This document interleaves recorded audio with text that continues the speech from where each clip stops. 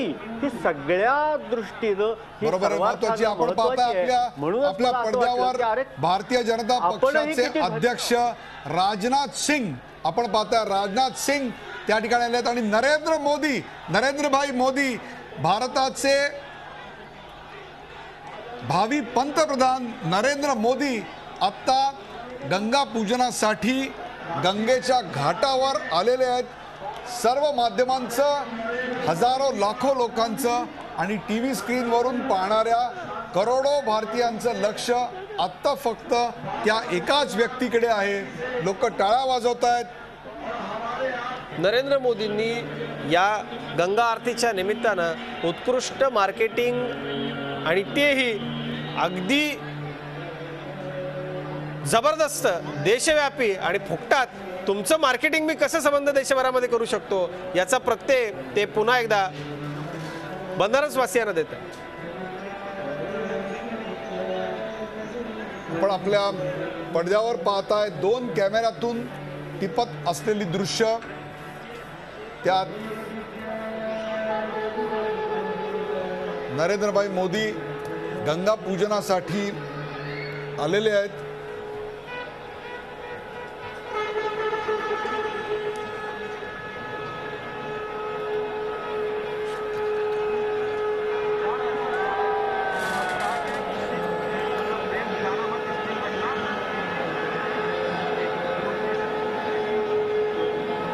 चर्चा आपण आता अशीच आणखी पुढे ठेवणार आहोत। संजय जोग आमच्या स्टुडिओमध्ये आले आहेत। जोग सर, स्वागत आपलं या चर्चेमध्ये। आणि आपण थेट ही सगळी दृश्य बघतोय। नरेंद्र मोदी गंगेच्या आरतीसाठी आलेले आहेत। अत्यंत भक्तिमय असं वातावरण या ठिकाणी गंगा घाटावरचं आपल्याला दिसतंय।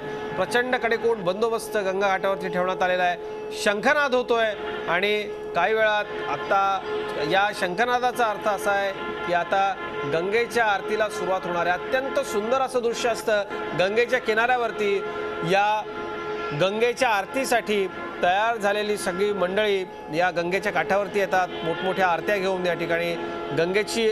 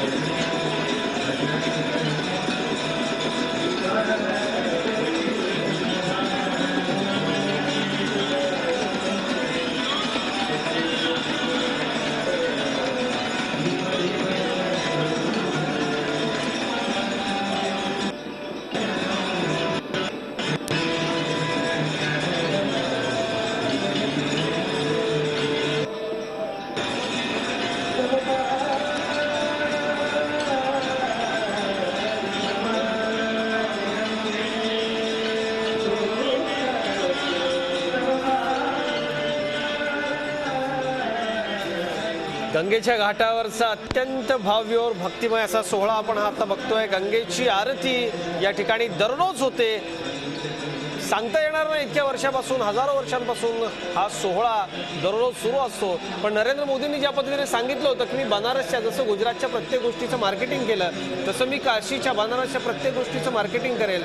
त्यांनी पतंगाच्या व्यवसायाचं उदाहरण दिलं होतं आणि सांगितलं होतं की बनारसच्या साडीचं मार्केटिंग झालं पाहिजे, बनारसच्या प्रत्येक गोष्टीचं मार्केटिंग झालं पाहिजे।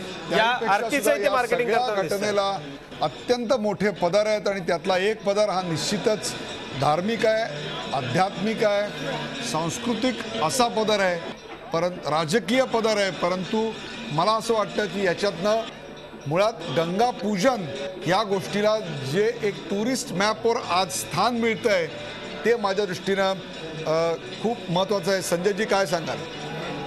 एकदम परफेक्ट आहे की या संबंध याच्यामध्ये टुरिझम हे नेहमी भारताच्या आणि विविध स्टेट्समध्ये, म्हणजे केरला एकच स्टेट आता उदाहरण देता येईल की इट्स गॉड्स ओन कंट्री, त्याच धर्तीवर किंवा त्याहीपेक्षा सरस असं स्वतः नरेंद्र मोदींनी गुजरात याचं टुरिझम डेस्टिनेशन यासाठी ज्या इफेक्टिव्ह पद्धतीने मार्केटिंग करता येते। Amitabh Bachchan is a brand ambassador, कुठलीही त्याची चर्चा झाली उलटसुलट तरीसुद्धा ज्या पद्धतीने त्याचं टुरिझम या अट्रॅक्शन करण्यासाठी त्यांनी ज्या पद्धतीने बजेटमध्ये पैशाचं अलोकेशन केलं, त्याचबरोबर जे प्लॅन त्यांनी इम्प्लिमेंट केले, म्हणजे ते एक साधं आत्ता त्यांनी एक कॉर्पोरेट कॉन्फरन्स झाली होती त्याच्यात त्यांनी सांगितलं होतं की जी नर्मदा जाते त्याचा अत्यंत म्हणजे उकिरडा टाईप त्याचं झालेलं संबंध, त्याचं ट्रान्सफॉर्मेशन आणि जे आता एक म्हणजे इट्स अ फॅन्टॅस्टिक डेस्टिनेशन त्यांनी जे क्रिएट केलं अशा पद्धतीने वेगवेगळ्या, म्हणजे ते म्हणाले का आता की काही भाग हा वाळवंटासारखा आहे गुजरातमधला, त्याचं सुद्धा टुरिझम अट्रॅक्शन होऊ शकतं, ते त्यांनी आता केलंच ना।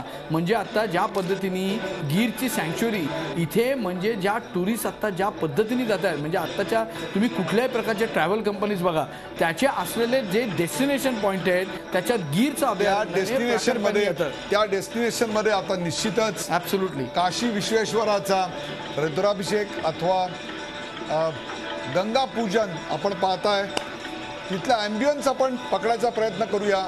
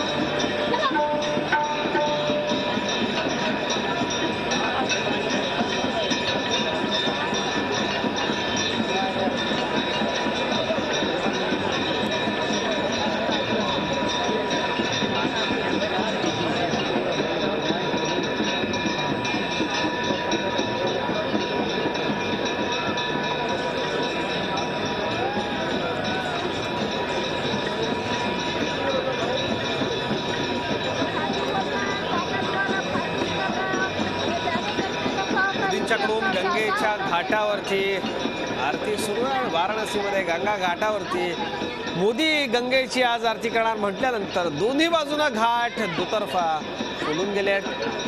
प्रत्येक गोष्टीचं मार्केटिंग करून कशा पद्धतीनं ती गोष्ट वाढवता येते, लोकाश्रय त्या गोष्टीला कसा मिळवून देता येतो हे नरेंद्र मोदींना चांगलाच माहिती आहे. आचारसंहितेच्या काळात नाकारलेली गंगा आरतीची परवानगी याचं त्याने जबरदस्त जोरदार भांडवल केलं. अमित शहानी त्याचं उत्कृष्ट नियोजन केलं आणि हा सोहळा आजचा आपल्याला दिसतो. या सोहळ्याच्या माध्यमातून ज्या बनारसचे ते खासदार झाले आहेत त्या बनारसचा प्रमुख सोहळा असणारा, हजारो वर्षांपासूनची परंपरा असणारा गंगा आरतीचा हा सोहळा देखील आपण मोठा करावा यासाठी मोदींनी योजलेली युक्ती अत्यंत नामी ठरली आहे. मोदींच्याकडून गंगा घाटावरती आरती होणार म्हटल्यानंतर आज गंगेच्या घाटावरती एक वेगळाच माहोल आहे. अगदी दुपारपासून या ठिकाणी अत्यंत कडक अशा सुरक्षेच्या तपासण्या करण्यात आल्या. विशेष निमंत्रितांसाठी एक वेगळा भाग राखून ठेवण्यात आला आणि अत्यंत कडेकोट सुरक्षा बंदोबस्त. आता वाराणसीचे नवनियुक्त खासदार, देशाचे भावी पंतप्रधान नरेंद्र मोदी या ठिकाणी आपल्याला आरतीला आलेल्या बघायला मिळत आहेत. बघतोय आपण देशामध्ये सरकार बदलली आहे पण 10 वर्षांचा परिणाम अजूनही माझ्या जिभेवरून जाताना आपल्याला दिसत नाही. पण अब दिन बदल गए है, अच्छे दिन आने वाले असं भारतीय जनता पक्षाचे लोक म्हणत असले तरी अब दिन बदल गए आहे. त्यामुळे गेली 10 वर्ष 8 वर्ष मी आता इलेक्ट्रॉनिक पत्रकारिता होते. माझ्यासारख्या पत्रकाराचा जिभेला अंगीवळणी पडलेलं वळण आहे आजपासून मला बदलायला आता भाग पडतंय.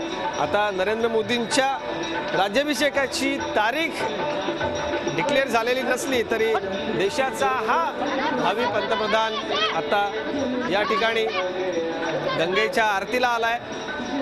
या शहराचा खासदार म्हणून मला निवडून द्या असा आवाहन करतानाच नरेंद्र मोदींनी ज्या पद्धतीने सांगितलं होतं की कसं मार्केटिंग करायला हवं उत्कृष्ट पद्धतीनं आणि त्या कामाला मोदींनी अगदी पहिल्या दिवसापासून सुरुवात केल्याचं आपल्याला दिसतं. या ठिकाणी आपण थेट पाहूयात नेमके काय मंत्रोच्चार सुरू आहेत, काय नेमकी तिथे आरती सुरू आहे वाराणसीला.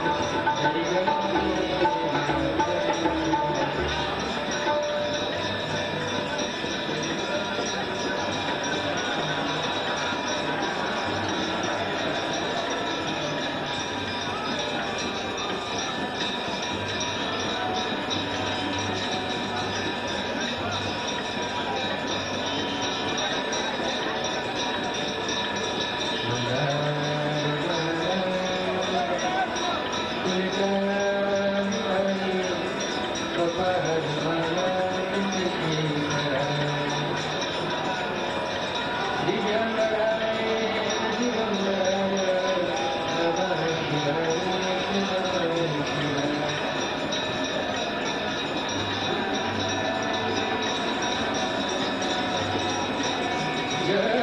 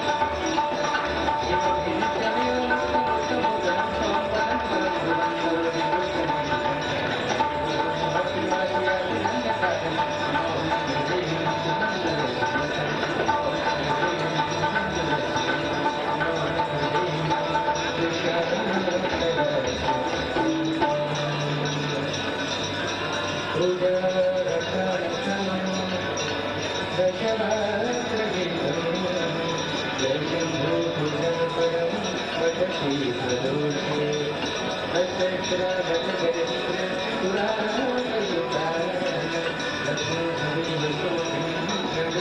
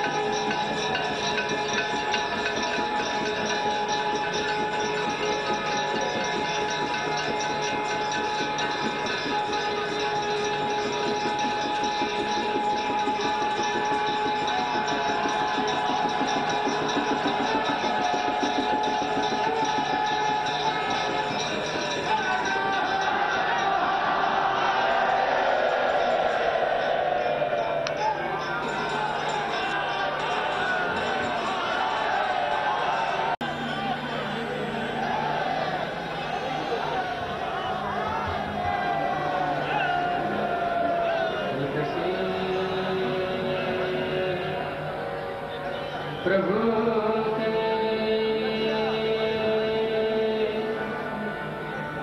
पद पंकज से जब